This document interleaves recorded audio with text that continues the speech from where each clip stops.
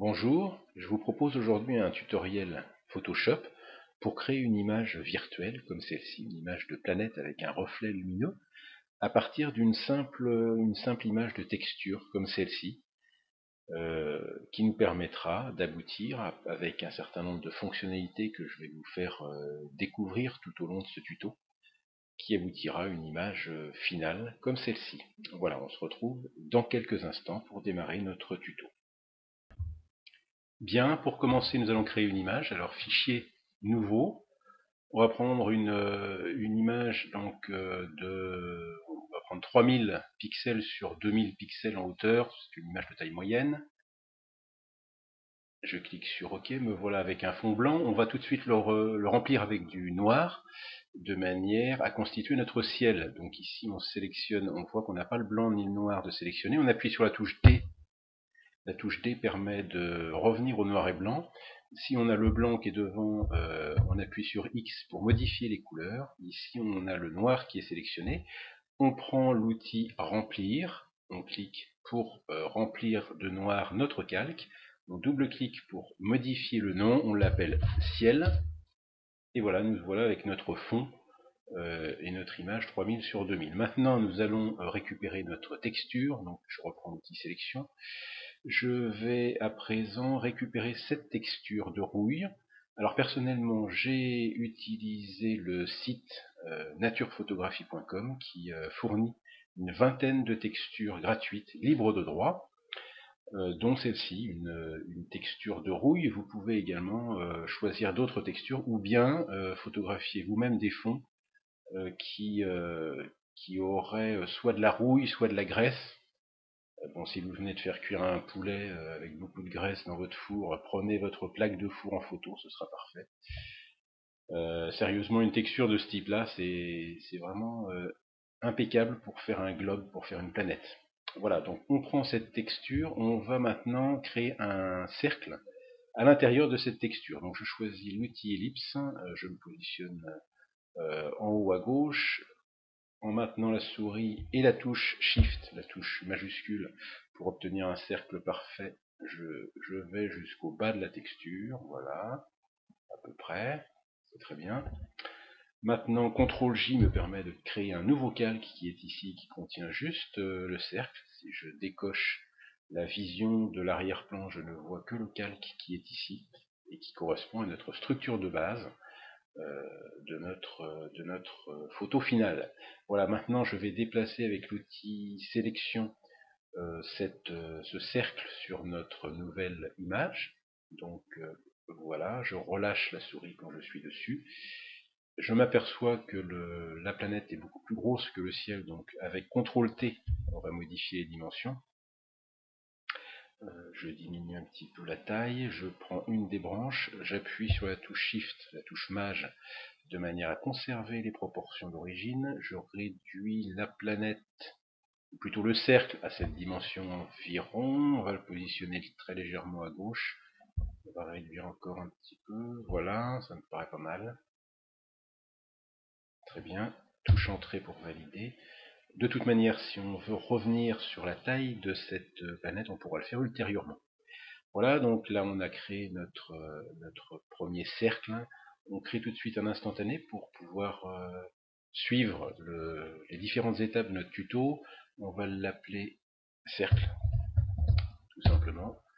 Et on passe à l'étape suivante. L'étape suivante va donc consister à transformer notre cercle, qui est ici, en une sphère, une boule, c'est-à-dire lui donner du relief pour qu'on ait un aspect beaucoup plus réaliste et que ça ressemble à un globe, à une planète. Donc pour ce faire, on va d'abord sélectionner le cercle que nous venons de créer. Avec la touche CTRL, je vais cliquer sur le calque qui est ici, qui a pour effet de sélectionner le cercle. Ensuite, on va appliquer le filtre déformation sphérisation avec les paramètres de base qui sont 100% et mode normal. Je clique sur OK et là on voit qu'on a un aspect globe beaucoup plus évident et un aspect beaucoup plus réaliste. Nous allons appliquer une seconde fois cette sphérisation, donc je réapplique le filtre qui est ici, ou CTRL F, voilà, qui a pour effet d'accentuer encore en périphérie l'aspect sphère qui nous permet d'imiter une planète. Voilà pour cette partie. Donc CTRL D, on enlève la sélection. Nous allons créer un instantané supplémentaire qu'on va appeler sphère. Et on passe à l'étape suivante. Nous allons maintenant ajouter une atmosphère à notre planète pour la rendre encore plus réaliste. Pour ce faire, on va créer une lueur interne et une lueur externe à la périphérie de notre cercle. Pour cela, je vais me positionner sur le calque et je vais double-cliquer à droite du calque pour appeler les effets de calque, les styles de calque. Nous avons ici lueur interne et ici lueur externe. Donc nous allons cocher ces deux lueurs. Premièrement, la lueur interne. Au niveau de la couleur, nous allons sélectionner une couleur bleu clair. Voilà, un petit peu. Voilà, cette couleur sera parfaite. Au niveau de la taille, on va aller aux alentours de 100, 110. Voilà, c'est très bien. Et l'étendue, alors vous voyez que l'étendue, c'est un paramètre qui permet de fixer, de délimiter justement l'étendue de la lueur pour qu'elle soit franche ou bien beaucoup plus progressive. Donc là, on va la fixer aux alentours de 40%. Voilà qui est fait. Pour la lueur externe, même chose. On va prendre une couleur bleue également, mais cette fois plus claire. Voilà. On va prendre une taille alors qui vous convient. Alors il ne faut pas que ce soit trop lumineux, mais suffisamment quand même. Voilà, ça me paraît pas mal. Sachez que vous pourrez revenir sur ces réglages par la suite. Voilà, je clique sur OK et donc ici j'ai mon effet lueur interne et puis le style effet lueur externe que je peux rappeler en double-cliquant tout simplement sur cet effet. Voilà pour cette étape. On crée notre instantané pour suivre le déroulement de la formation. On va appeler notre instantané atmosphère, Atmo, ça ira bien. Voilà qui est fait et on continue. Dans l'étape suivante, nous allons désaturer notre planète pour lui enlever un petit peu de couleur, toujours dans cet objectif de réalisme. Alors, pour ce faire, on va donc appliquer un calque de réglage, le calque teinte saturation, qui est ici. Simplement, au lieu de l'appliquer à toute l'image, on va l'appliquer uniquement sur le calque de notre planète. Pour ce faire, on appuie sur la touche Alt et on clique. Lorsqu'on voit cette petite flèche qui apparaît, cela signifie que le calque de réglage, qui est le calque teinte saturation dans notre cas, va s'appliquer uniquement sur le calque précédent et non pas à l'ensemble des calques de l'image. Si on veut le changer, on réappuie sur la touche Alt, on positionne notre curseur entre les deux calques et on clique. Voilà.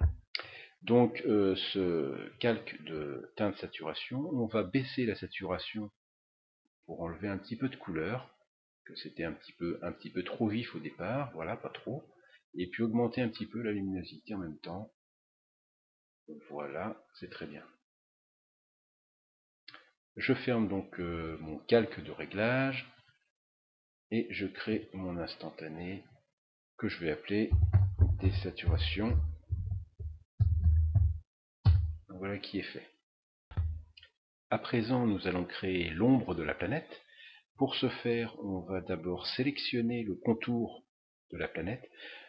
On va donc sur le calque, d'ailleurs on devrait appeler le calque ici planète, ce sera plus simple pour la suite.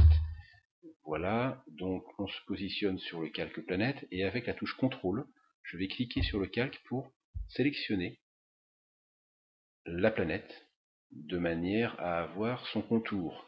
Maintenant, je me remets sur le premier calque qui est le calque de saturation. Je crée un nouveau calque ici. Et avec la sélection, je vais la remplir de noir. Donc je sélectionne l'outil remplir, j'ai bien la couleur noire qui est ici au premier plan, je clique, et me voilà donc avec une ombre qui a été créée. Je vais la déplacer maintenant légèrement pour la positionner. Voilà qui est fait. J'enlève la sélection avec CTRL D. Et je m'aperçois que bon, l'ombre a un contour un petit peu trop franc, trop net. Il va falloir le rendre un petit peu plus progressif. Pour ce faire, on va appliquer un flou gaussien à cette ombre. Donc j'appelle le filtre atténuation, flou gaussien.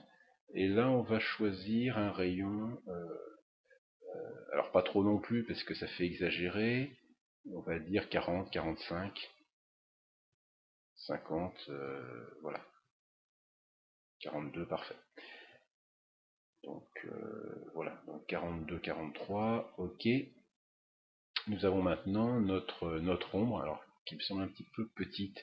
Alors pour augmenter la taille, CTRL T pour sélectionner le rectangle de réglage, et avec la touche Shift pour conserver les proportions de notre carré, je vais augmenter un petit peu la taille de l'ombre.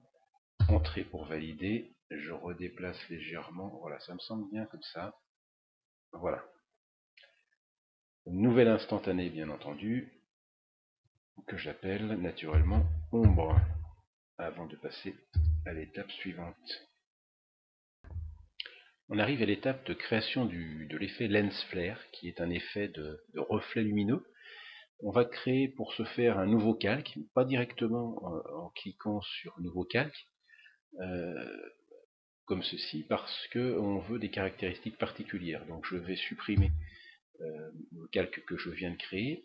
On va appeler le nouveau calque avec la touche Alt. Et vous allez voir qu'en cliquant sur nouveau calque, avec la touche Alt enfoncée, je vais avoir un certain nombre de paramètres que je vais pouvoir spécifier.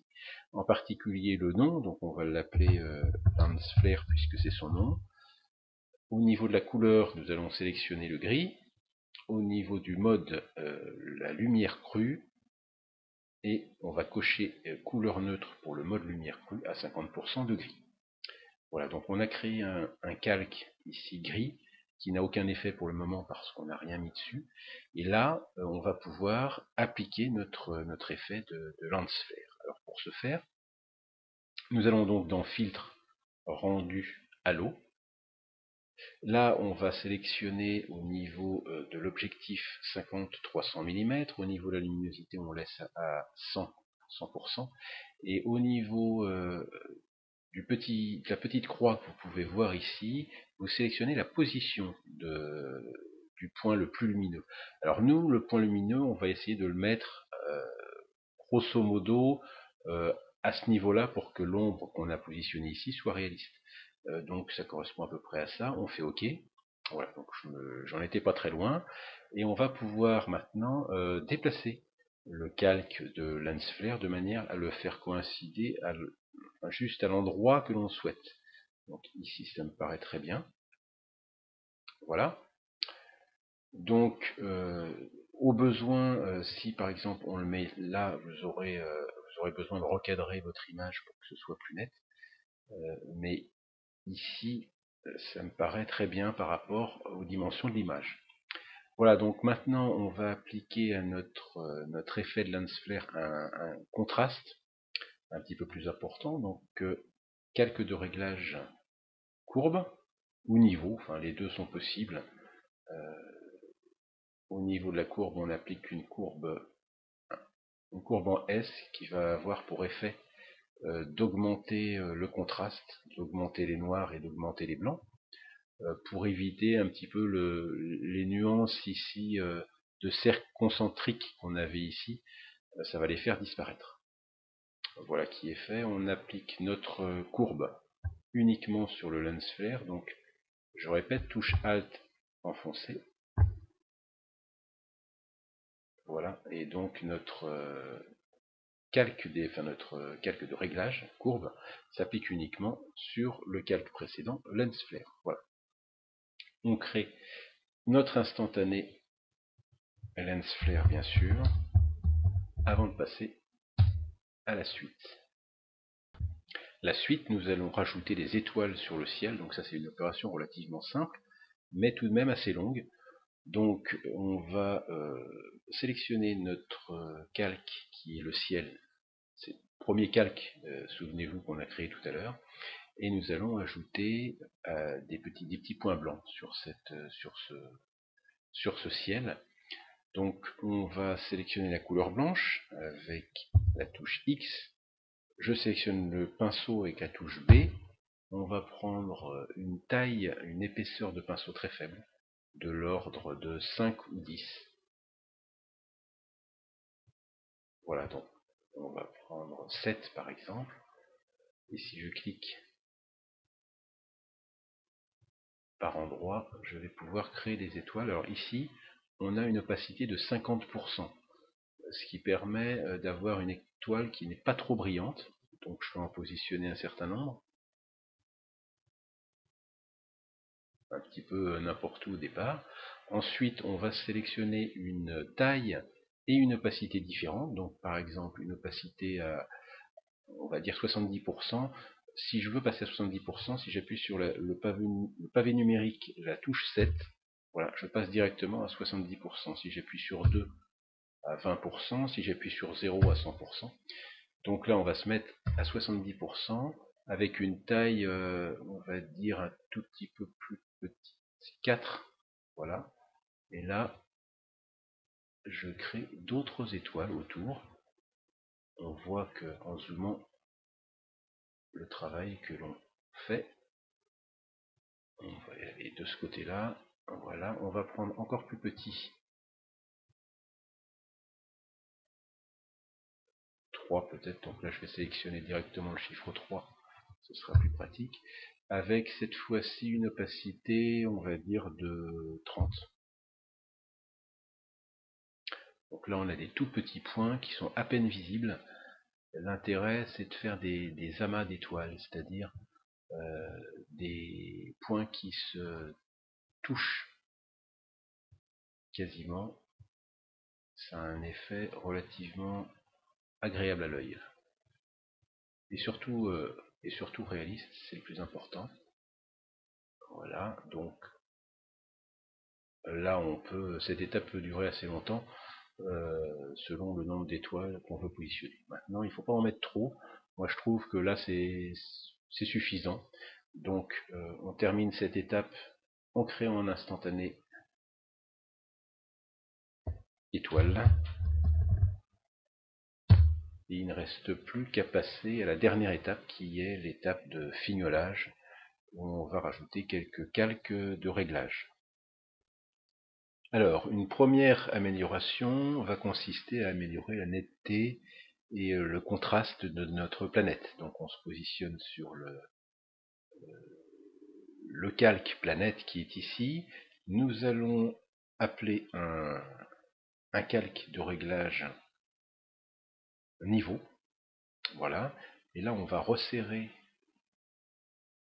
les extrémités, voilà, de manière à ce que la planète apparaisse beaucoup plus contrastée. Voilà, ça me paraît bien comme ça. Et le curseur du milieu va permettre de régler la luminosité. Voilà. Donc, on avait modifié la saturation en désaturant un petit peu avec ce calque qui s'appliquait sur la planète. Et là, au niveau du contraste, on a également augmenté le contraste sur le calque planète. Voilà pour cette première amélioration. On va passer à l'amélioration suivante. On va maintenant apporter un petit peu plus de détails à notre planète en augmentant la netteté de la planète. Pour cela, on se positionne sur le calque planète. On va appeler le filtre renforcement accentuation. Là, on va se positionner avec un gain entre 70 et 90%, un rayon de 6 ou 7 pixels, et on voit avec l'aperçu avant, après. Il ne faut pas que ce soit exagéré, mais il faut que ce soit quand même assez efficace. Donc là, on a augmenté un petit peu notre netteté. Ça me semble suffisant. On clique sur OK et On passe à l'amélioration suivante. On va maintenant procéder à notre dernière amélioration. Je pense qu'on peut diminuer un petit peu l'effet lens flare pour rendre la chose un peu plus réaliste. La partie droite ici me semble un petit peu trop colorée, un peu trop voyante. Donc on pourrait, au niveau du calque lens flare, diminuer son opacité globalement. Simplement, on diminuera l'opacité sur tout l'effet. Et moi je pense que c'est plus la partie inférieure droite qui serait à diminuer. Donc pour cela on se positionne sur le calque et on va créer un masque. On crée un masque en cliquant sur ajouter un masque de fusion. Voilà. Sur ce masque, nous allons avec un pinceau noir gommer un petit peu l'effet lens flare. Donc nous allons sélectionner une taille de pinceau. Bon, déjà on appelle le pinceau avec la touche B, ou bien le pinceau, l'icône pinceau qui est ici. Avec la touche Alt et puis le bouton droit de la souris, on va sélectionner la taille du pinceau ainsi que sa dureté. Donc là on est à 100% de dureté. Voilà, on va prendre une dureté à 50%, voilà, et une taille de pinceau à peu près comme ceci. Très bien. Maintenant, on vérifie qu'on a la couleur noire, qu'on a bien le pinceau, et on va pouvoir, au niveau de notre masque ici, passer un petit peu. Alors là, j'ai été peut-être un petit peu fort. Donc je reviens en arrière avec CTRL Z. On va sélectionner une opacité un peu inférieure. On est à 30%, on va passer à 10%. J'appuie sur le chiffre 1 qui a pour effet de passer mon opacité à 10%. Et maintenant, lorsque je passe le pinceau, je vais pouvoir, d'une manière très très subtile, diminuer un petit peu notre effet lens flare initial. Voilà, ça me semble bien. Lorsqu'on regarde le masque, en appuyant sur la touche Alt et en cliquant sur le masque, on s'aperçoit qu'on a donné des coups de pinceau ici qui ont pour effet d'atténuer l'effet lens flare qui est ici, avec cette particularité de masque. Voilà, donc on en a terminé pour ce tuto. On a ici une image finale qu'on va stocker avec l'instantané image finale. Voilà. Maintenant, nous pouvons revoir notre tuto à partir du début, c'est-à-dire qu'on a commencé avec une image vide. On a ensuite, grâce à une texture importée, nous avons tracé un cercle qui constitue la base de notre planète.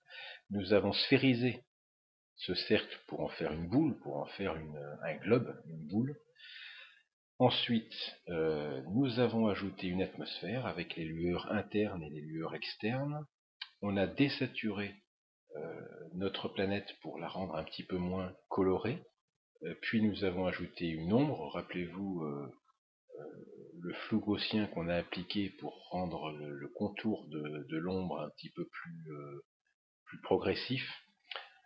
Ensuite, le fameux lens flare qui est le reflet lumineux qui apparaît ici. Les étoiles, bon ça c'est une opération, vous l'avez vu, assez simple.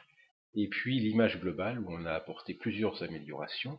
Le contraste et la netteté sur la planète, et puis la diminution de notre effet de reflet lumineux sur la partie droite de l'image. Voilà, donc maintenant nous avons notre image finale. J'espère que ce tutoriel vous aura plu. À bientôt, ciao.